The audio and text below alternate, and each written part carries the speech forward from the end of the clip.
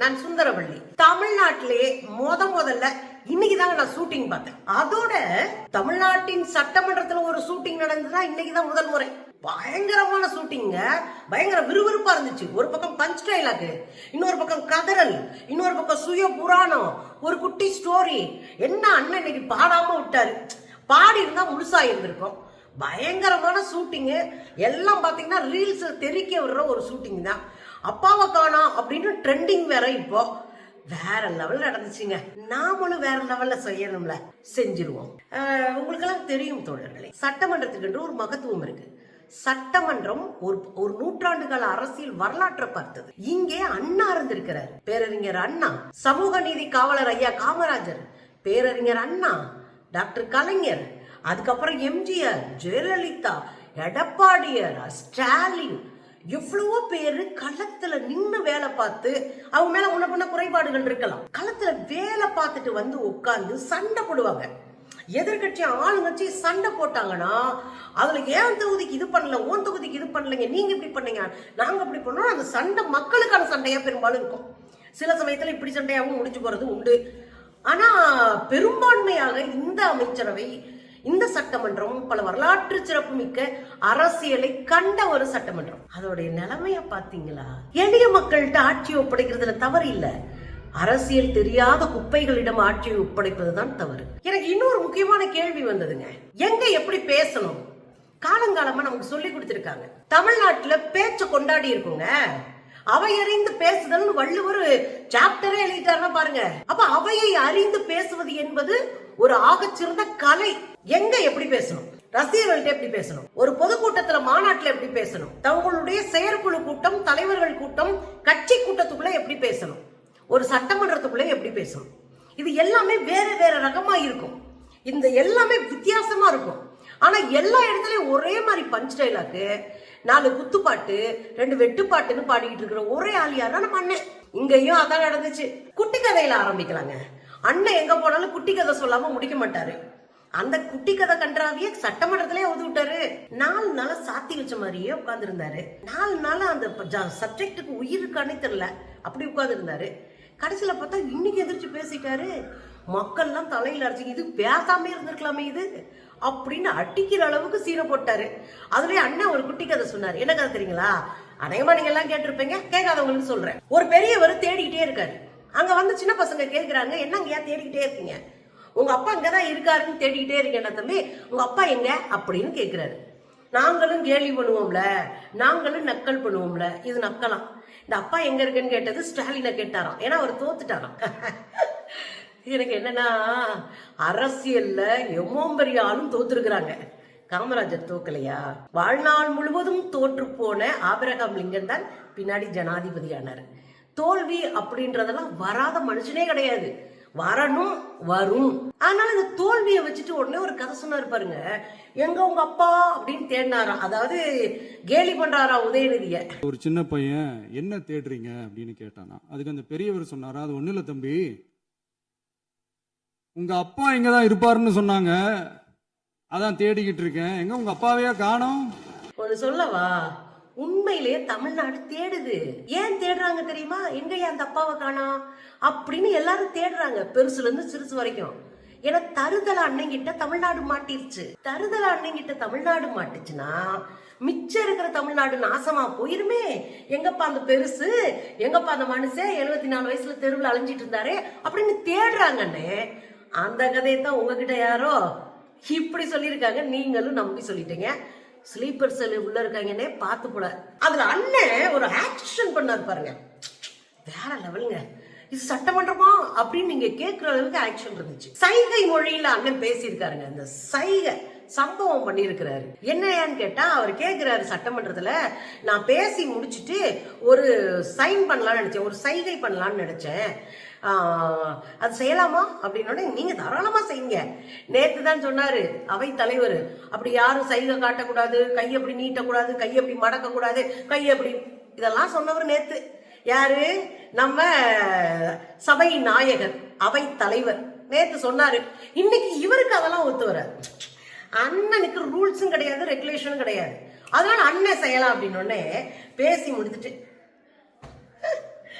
அதான் இது ஞாபகம் இருக்குங்களா?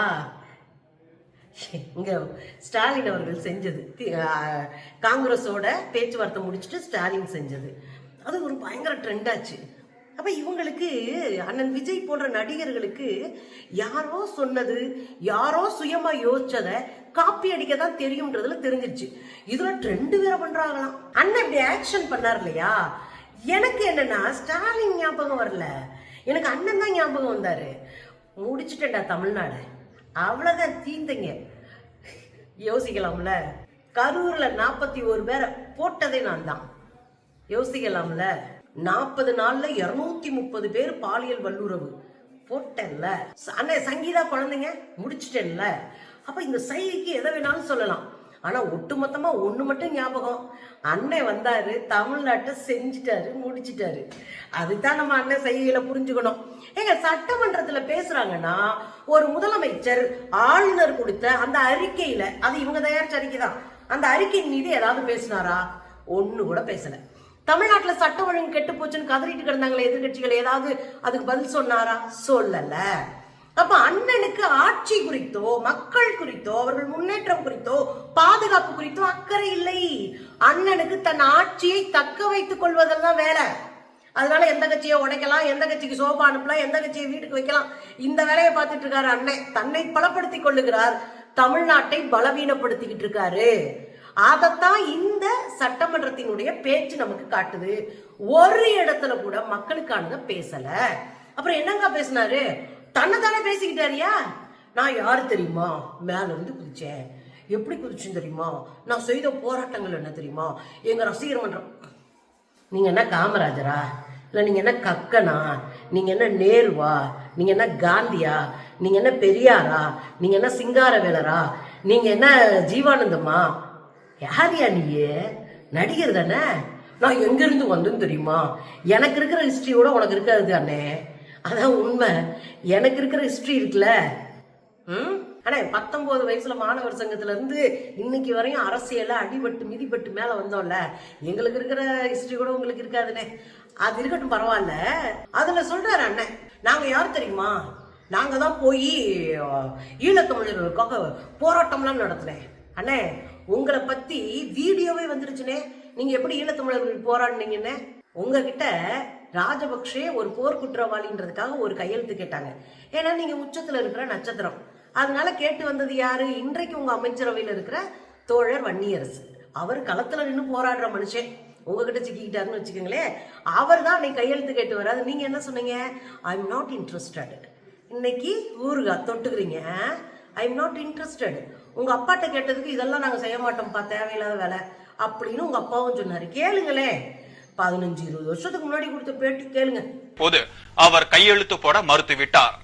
நடிகர் விஜய் அவர்களிடம் கையெழுத்து வாங்குவதற்காக நாங்கள் படப்பிடிப்பு தளத்திற்கு சென்றோம். அவர்கள் இதை பார்த்தவுடன் ஐ ஆம் நாட் இன்ட்ரெஸ்டட் என்று சொல்லி எங்களுக்கு திருப்பி அனுப்பிவிட்டார்கள். உடனடியாக அவருடைய தந்தையார் எஸ் ஏ சந்திரசேகரனிடம் நாங்கள் தொலைபேசி பண்ணி இனப்படுகொலை குற்றவாளி ராஜபக்சேவை தண்டிப்பதற்கான ஒரு கையொப்பம் என்று நாங்கள் பேசினோம். ஆனால் அவர் இல்லை, கையெழுத்து போட முடியாது, இதற்கு நாங்கள் அதற்கு ஒப்புக்கொள்ள மாட்டோம் என்று சொல்லிவிட்டார். அதுல அண்ணன் இன்னொன்னு இந்த மேடைக்கு சொல்லுவார்ல, ஊழல், ஒரு பைசா உங்க காசுல நான் எடுக்க மாட்டேன், ஒரு பைசா எடுக்க மாட்டேன், எடுக்க விடவும் மாட்டேன், எடுத்தவங்களை விடவும் மாட்டேன். ஆஹா, என்ன பஞ்ச் டைலாக் பாருங்களேன். பணத்துல இருந்து ஒரு பைசா கூட தொட மாட்டோம், தொடவும் விட மாட்டோம், தொட்டா விட மாட்டோம். அண்ணே, கொஞ்சம் ஞாபகப்படுத்தமானே, நீங்க யாரு, உங்க கூட இருக்கிற அமைச்சர்கள் யாரு ஞாபகப்படுத்தவா? நீங்க தனிப்பட்ட முறையில இதுவரைக்கும் வாங்கின படங்களுடைய சம்பளத்தெல்லாம் பாதி கருப்பு பணமா வாங்கியிருக்கீங்க.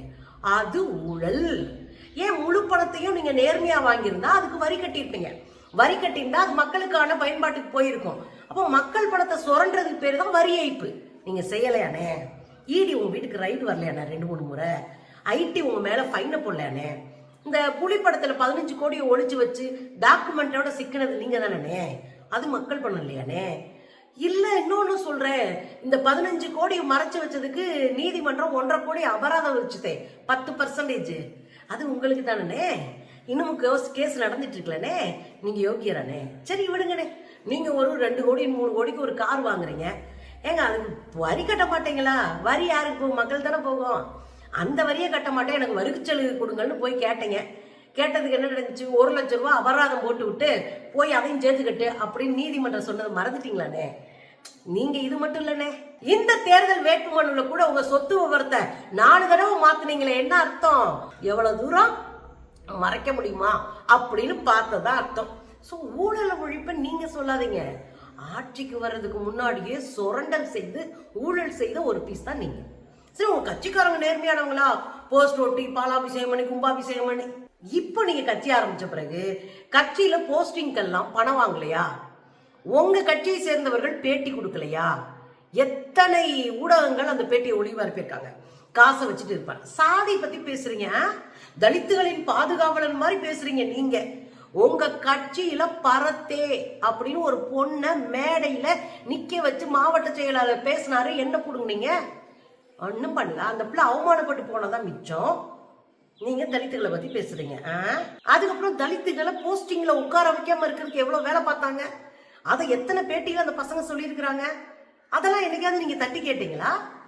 இல்ல இத்தனை பதவியில இத்தனை மாவட்ட தலைவர்ல இத்தனை பேர் இருக்கணும். தற்செயலா அமைஞ்சதான் நீங்க பண்ற அத்தனை வேலையும்.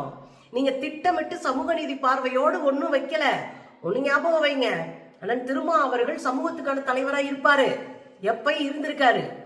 அதனாலதான் ஒரு பிற்படுத்தப்பட்ட சாதிக்கு, ஒரு சிறுபான்மையினருக்கு, தலித்துகளுக்குன்னு எல்லாருக்கும் சேர்த்து அவர் சீட் ஒதுக்குவாரு. நீங்க உடனே திடீர் காவலர் ஆகுறீங்க. கரூர்ல 41 பேர் கொண்டதை இன்னைக்கு சொல்றாருங்க. என் மேல பழி போட்டாங்க. திரும்ப திரும்ப ஒரு பொய்ய சொல்லி சொல்லி நாளாக அது உண்மையாக மாற்றுகிற ஒரு பாசிசத்தை இங்க செஞ்சிட்டு இருக்கிறாங்க.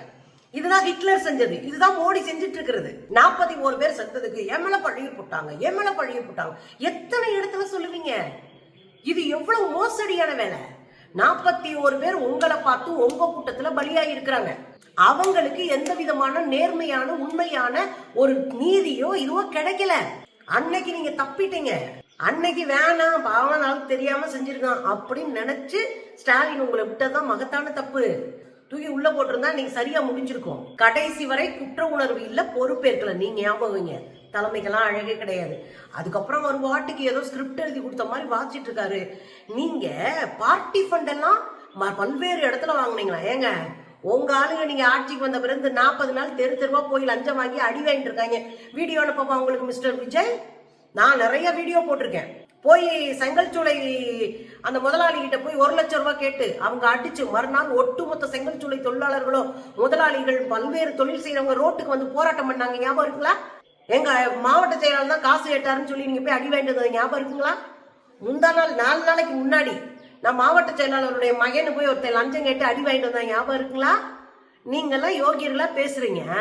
பார்ட்டி ஃபண்டுல தான் மத்த ஆட்சியெல்லாம் நடந்துச்சா? இவங்க தான் யோகிய. நான் கேட்கிறேன், உங்க பார்ட்டிக்கு ஃபண்ட் எங்க இருந்து வருது?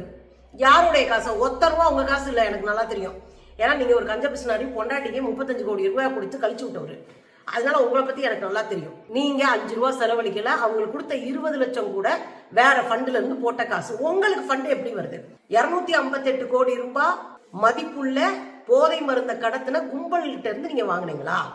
அதாவது ஆதவர்ஜுனா வீட்டுல இருந்து வாங்கினீங்களா? அவங்க சொத்தை வாங்கினீங்களா? ஏன்னா அவருடைய மச்சான் தெரு தெருவா சொல்றாரு, எங்க பணத்துலதான் விஜய் கட்சியை நடத்திட்டு இருக்காருன்னு. அப்போ உங்க ஃபண்ட் எங்க இருந்து வருது சொல்லுங்க? இத்தனை கட்சியை உடைச்சு ஆளுகளை சேர்த்தீங்களே, அவங்களுக்கு கொடுத்த ஃபண்ட் எங்க இருந்து வந்துச்சு? நீங்க மும்பைல 2500 கோடி பாஜக வாங்கினீங்களே, அந்த ஃபண்ட் எங்க? அண்ணே வேண்டான்னு நினைக்கிறோம். நேர்மையா அரசியல் பண்ணுங்க. இல்லைன்னா வச்சு தமிழ்நாட்டு மக்கள் சிதைச்சிருவாங்க. கனவு கூட காண முடியாது ஆட்சியை பத்தி.